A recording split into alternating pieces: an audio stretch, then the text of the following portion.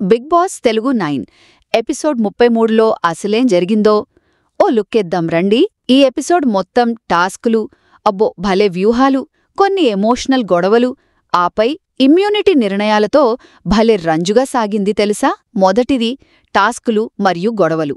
నాచోరే టాస్క్లో శ్రీజకే పాయింట్లు రావాలి అని ఒక వాదన ఉన్నా అసలు రచ్చ జరిగింది వేరే విషయంపై.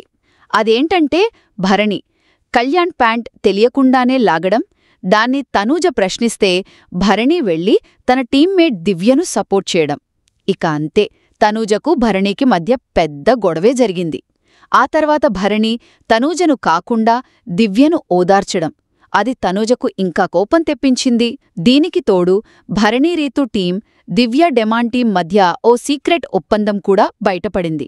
ఇది తనూజలో మరిన్ని అనుమానాలకు దారితీసింది. రెండవది భరణి వ్యూహం. ఇక్కడే అసలాట మొదలైంది. భరణి గేమ్ ప్లాన్ భలే క్లియర్గా కనిపించింది.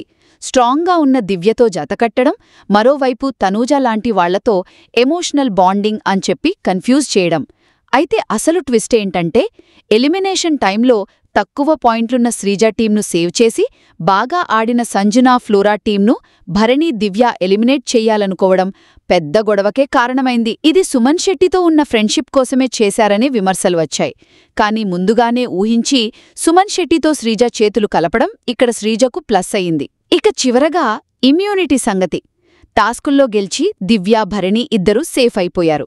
తనూజ ఇచ్చిన ఛాన్స్తో కళ్యాణ్ కూడా ఎలిమినేషన్ నుంచి బయటపడ్డాడు. సో ఈ ముగ్గురు సేఫ్ అవ్వడంతో ఇప్పుడు ఎలిమినేషన్ కత్తి రీతూ, ఫ్లోరా, సంజన, సుమన్ శెట్టిలపై వేలాడుతోంది. ముఖ్యంగా రీతూ, ఫ్లోరా చాలా డేంజర్ జోన్లో ఉన్నట్టు కనిపిస్తోంది. చూశారుగా, ఈ ఎపిసోడ్ అయితే వ్యూహాలు, ఊహించని నిర్ణయాలు, బంధాల పరీక్షలతో గేమ్ డైనమిక్స్ను పూర్తిగా మార్చేసింది.